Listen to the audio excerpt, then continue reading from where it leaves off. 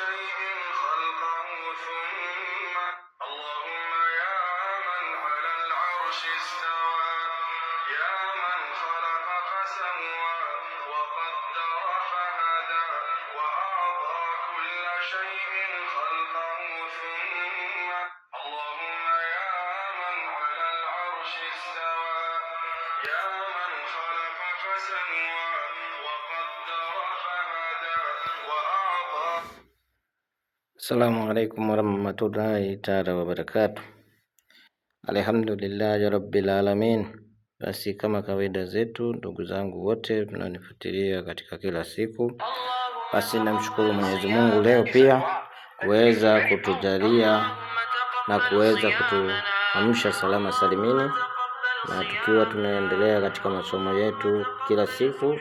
Basi kama ndio kila leo umenipata, unaweza ukanipata katika mambo yangu haya na ukazidi kujifunza vitu vingi na ukazidi kupata mambo makubwa ambayo wewe ulikuwa huyajui.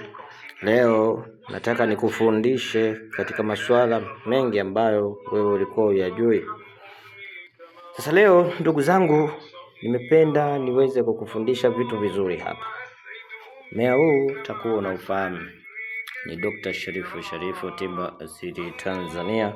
Basi leo nakufundisha mmea unaitwa mashona nguo au kishona nguo. Ni mmea ambao una maajabu makubwa sana, ni mmea ambao una mambo mazito sana, lakini wewe kitu cha msingi like hapo, endelea kushare na kusubscribe katika chaneli yangu hii. Unaweza kanipata katika namba zangu za simu, kaandika alama ya kujumlisha 255745382890.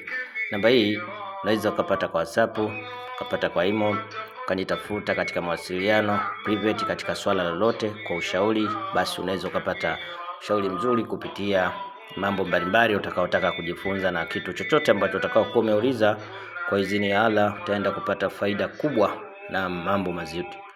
Basi leo ninaanza kukufundisha matawi haya. Matawi haya, kama una mtoto analialia usiku, chukua matawi haya, twanga vizuri katika kinu chako, huo unamuoshea asubuhi na jioni. Na ukiona mwili wake hauko sawa sawa, ponda muoshea asubuhi na jioni. Mtoto yote unaona anasumbua au analia ovyo usiku, halali sawa sawa.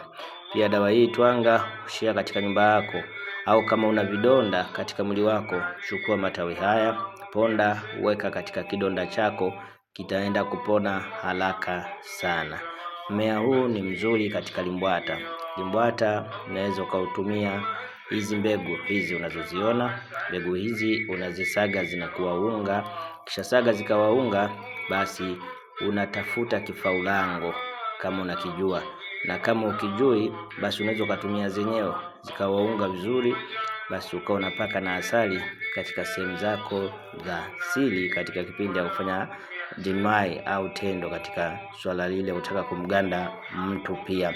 Na pia unaona matawi haya, kiwa una vidonda vya tumbo vinakusumbua, basi huwa unakula kamoja. Asubuhi unachuma katawi kamoja unakula, mchana unakula, jioni unakula, na meza vile vimati katika mwili wako.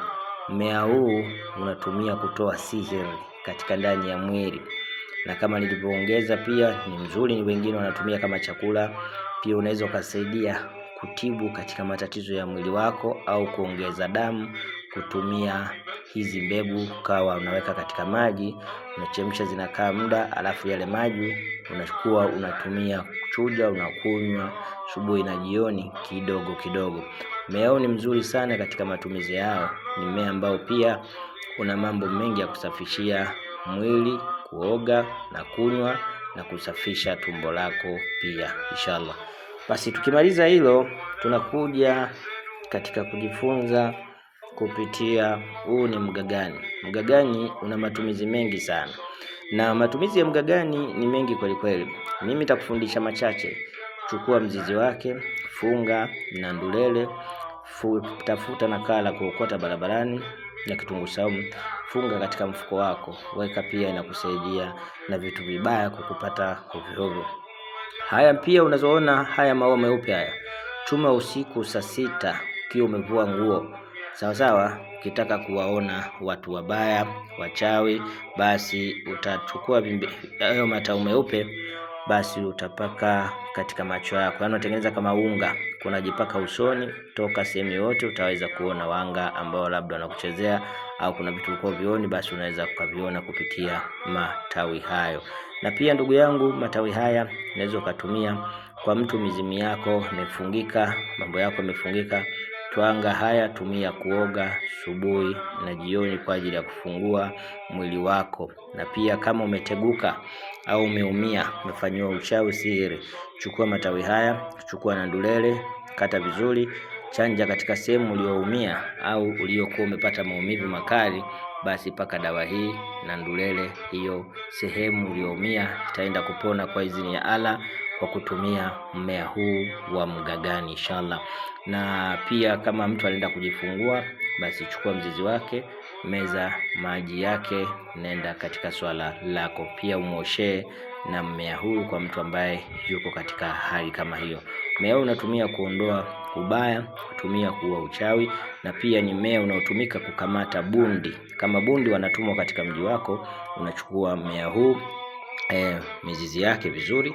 Ukishachukua mizizi yake, basi unachukua na chungu chochote, chungu inakuwa kama hivyo. Ukishachukua chungu, basi unachukua na chumvi ya mawe, unaweka katika kigao, umepasua chungu chako, unakalisha sehemu ambapo wanakuja, unaweka manuizi yako, akija watadondoka kwa idhini ya Allah Subhanahu wa Ta'ala.